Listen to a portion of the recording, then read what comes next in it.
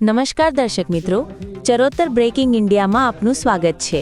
આકલાવ વિધાનસભાના બામણગામ જિલ્લા પંચાયત વિસ્તારના મોટી સંખ્યાના આગેવાન શ્રી નગીનભાઈ ચંદુભાઈ સોલંકીએ કોંગ્રેસને જાકારો આપી સાંસદ શ્રી મિતેશભાઈ પટેલની આગેવાનીમાં તથા કેબિનેટ મંત્રી શ્રી રમણભાઈ સોલંકીની ઉપસ્થિતિમાં ભારતીય જનતા પાર્ટીનો ખેસ ધારણ કરી ભાજપમાં વિધિવત રીતે જોડાયા।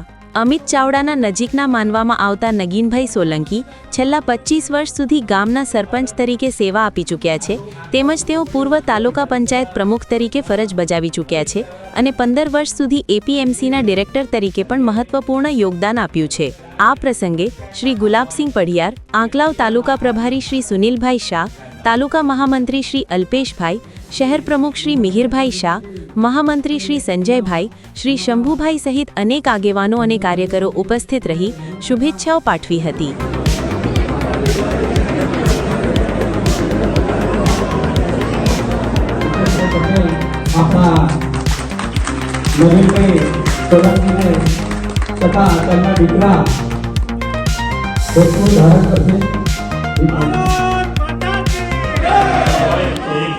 સારામાં સારો થાય એવું સૌને હું પ્રાર્થના કરું છું। ભારત માતા કી જય। આભાર સૌનો।